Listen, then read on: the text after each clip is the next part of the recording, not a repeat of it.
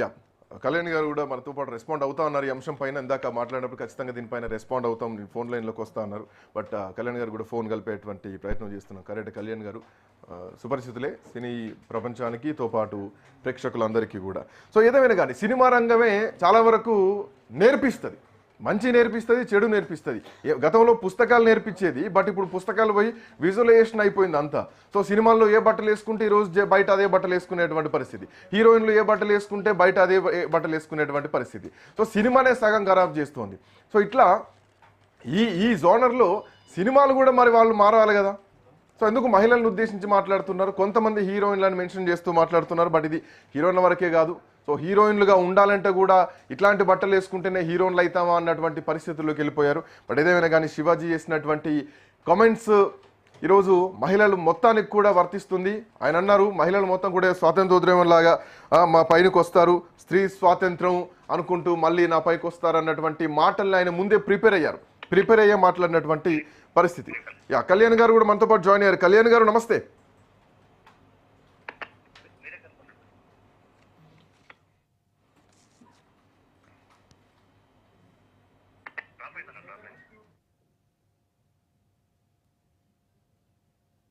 Number busy వస్తుంది.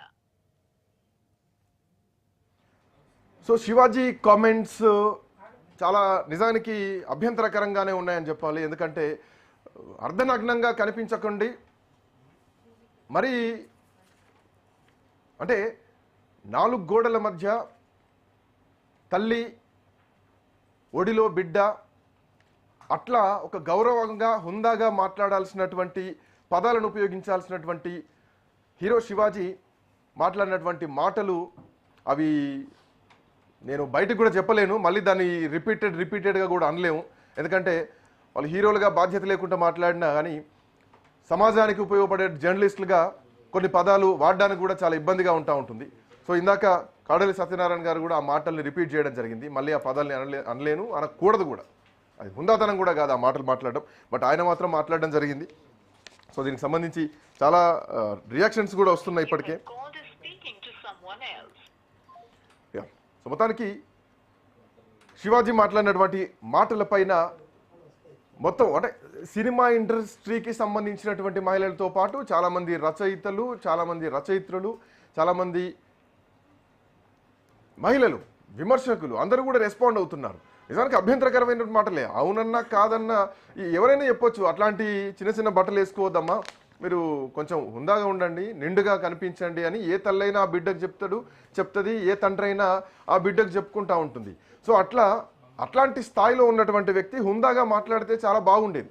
కానీ దాన్ని వదిలేసి దాన్ని దాటేసి ఆయన చేసినటువంటి వ్యాఖ్యలు అంటే ఏదో వస్తువుని ట్రీట్ చేసినట్టు, ఏదో బొమ్మను ట్రీట్ చేసినట్టు, చాలా హేళనగా మాట్లాడుతూ, సామాన్లను వ్యక్తపరుస్తూ మాట్లాడుతూ ఈ మాటలు చాలా అభ్యంతరకరమే. నిజానికి బయటికి వెళ్ళినప్పుడు కొంచెం నిండుగా వెళ్ళాలి.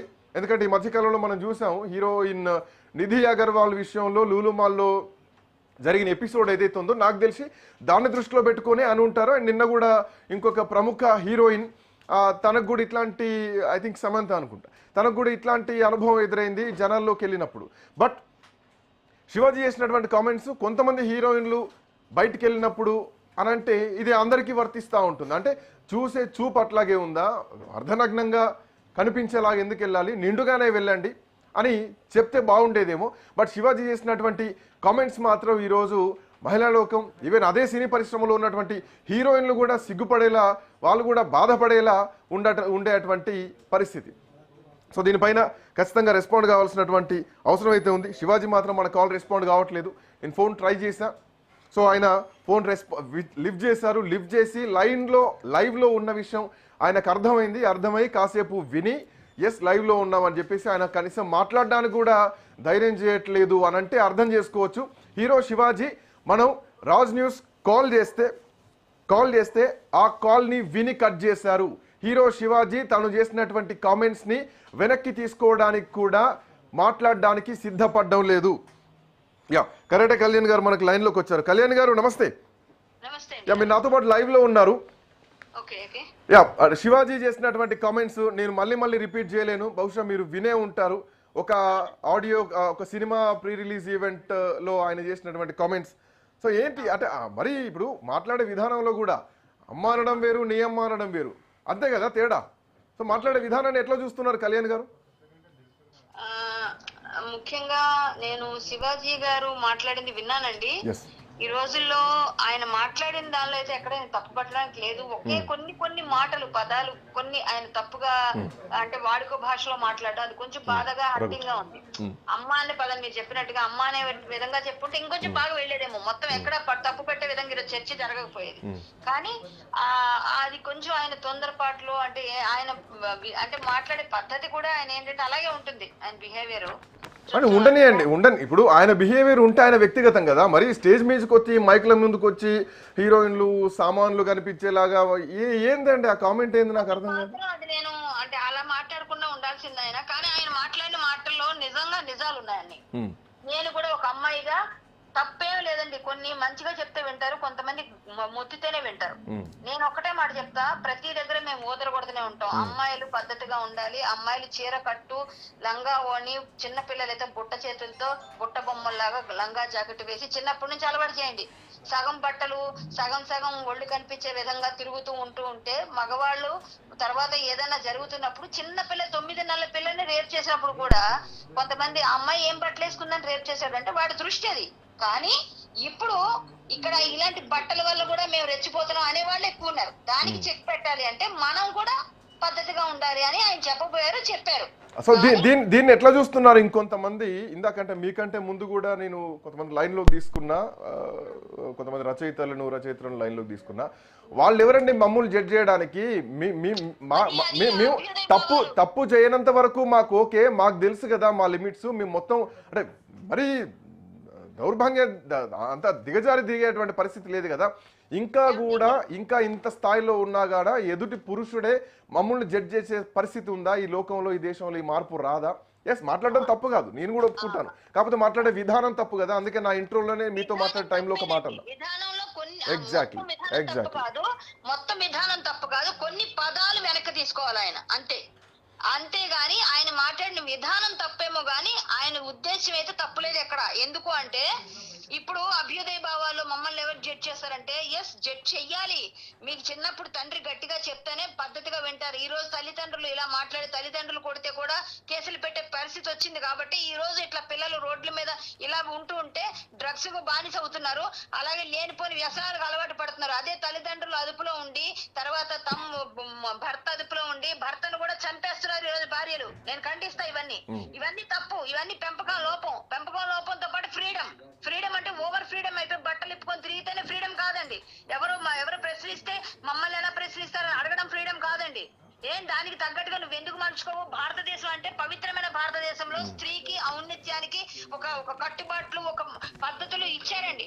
దాన్ని మనం కాపాడాలి. భారతదేశాన్ని రిప్రజెంట్ చేయాలి. నువ్వు స్త్రీ అంటే అందమైన చీర కట్టులో ఉన్న అందం ఇంకెందులోనూ లేదు. అది నిజమే చెప్పాడు ఆయన. కాకపోతే కళ్యాణ్ గారు మీ మాటల్ని పూర్తిగా ఏకీభవిస్తున్నాను. మీ మాటలు పూర్తిగా కూడా ఒక భారతీయ సంప్రదాయ స్త్రీ ఎలా ఉండాలి, చీర కట్టు బొట్టు విధానం. కాకపోతే ఇంతటి అంటే ఎక్కడో కొంతమంది ఉండొచ్చేమో, ఆయన హీరోయిన్లను ఉద్దేశించే మాట్లాడారు, సినీ పరిశ్రమను ఉద్దేశించే మాట్లాడారు. కానీ అది పూర్తి మహిళలకు కూడా వర్తిస్తుంది, వేరే రంగాల్లో ఉన్నటువంటి మహిళలకు కూడా వర్తిస్తుంది. ఇక్కడ పాయింట్ ఏంటంటే అట్లాంటి ఒక మాతృస్థానానికి సంబంధించినటువంటి బాడీ అవయవాలని మరి చీప్గా తీసేయడం, సామాన్లు అని చెప్పేసి మాట్లాడడం, ఇంకా దరిద్రపు డాష్ డాష్ డాష్ అనేటువంటి పదాల్ని మాట్లాడడం. సో ఇవన్నీ అభ్యంతరకరాలు కదా. ఇవి అంత పెద్ద స్థాయిలో ఉండి కొంతమంది మైక్ పట్టుకుంటారు, కన్ను కొట్టాలి లేదంటే కడుపు చేయాలని పెద్ద హీరోలు మాట్లాడతారు, కొంతమంది వచ్చి ఇట్లా మాట్లాడతారు. వై ఆన్ స్టేజ్ లో మాట్లాడే విధానాన్ని ఎందుకు మార్చుకోలేకపోతున్నారు? అంటే వారికి స్టేజ్ మేనర్స్ అని ఒకటి ఉంటుంది, అది తెలియకపోవడం, అది వారికి అర్థం కాకపోవడం. స్టేజ్ మేనర్స్ అంటే స్టేజ్ మీదకి వెళ్ళిన తర్వాత ఏ పదాన్ని వాడాలి, ఏ పదాన్ని వాడకూడదు, వాళ్ళు ఎంత మనకన్నా చిన్నవాళ్ళ పెద్దవాళ్ళ, మనకన్నా సమకాలీనుల, ఇలాంటివన్నీ కూడా వాళ్ళు ఈజీ గోయింగ్ ఉంటారు కాబట్టి పక్కన మన వాళ్ళే అని అలా ఈజీగా మాట్లాడేస్తారు. కానీ అది మన పైన ఉన్న ప్రభావం బయట జనాల్లోకి వెళుతుంది. ఈ స్పీచ్ అంతా బయట జనాలు చూస్తున్నారని అంటే స్పృహ లేకపోవడం. కరెక్ట్ కళ్యాణ్ గారు, స్పృహ ఉండే మాట్లాడారు. మళ్ళీ రేపొద్దున స్త్రీ స్వాతంత్రం అని చెప్పేసి మాట్లాడతారు అని స్పృహ ఉండే మాట్లాడారు. అది ఆయన అన్న తర్వాత అన్నారు, మీరు అబ్జర్వ్ చేయండి. ఆ మాట అన్న తర్వాత ఎగ్జాక్ట్లీ అవును. అప్పటికి ఆయన ముందు లేదు, ఉంటే ఆ మాట అనరు. ముందు లేదు, ముందు ఉండలేదు, తర్వాత తెలుసుకొని ఓహో ఇది మళ్ళీ ఎటైనా దారి తీస్తుందేమో అనుకొని కవర్ చేశారు. మీరు అబ్జర్వ్ చేస్తే మీకు అర్థమవుతుంది. సో ఇప్పుడు ఏంటంటే ఆయన అనాలని అన్న ఉద్దేశం వేరే ఉద్దేశం, మంచి ఉద్దేశంతో చెప్పారు, ఒక చురకలు వేయాలని వేశారు. కానీ వేసే చురక కరెక్ట్ గా వేయకుండా ఏమైందంటే అది మిస్ఫైర్ అయింది. కానీ ఒకటి ఏంటంటే ఆయన చెప్పిన దాన్ని నిజంగా తీసుకుంటే కొంచెం గట్టిగా తగిలితే, ఘాటుగా తగిలితే అప్పుడైనా వింటారేమో అని కూడా ఆయన పాపం ఆ ఉద్దేశం కావచ్చు. నిజంగా చెప్పండి, మనసులో ఎవరైనా ఏంటి డ్రెస్ వేసుకొచ్చింది పిచ్చిమో వేసుకొని అని మనం కూడా తిట్టుకుంటాం లోపల. క్లియర్, బయటికి చెప్పం, అంతే నవ్వుతాం. ఇది నిజం. రైట్. థ్యాంక్ యూ కళ్యాణ్ గారు, థ్యాంక్స్ ఫర్ జాయినింగ్. POW సంధ్య గారు కూడా మనతో పాటు జాయిన్ అయ్యారు. సంధ్య గారు నమస్తే. నమస్తే అండి. నమస్తే అండి.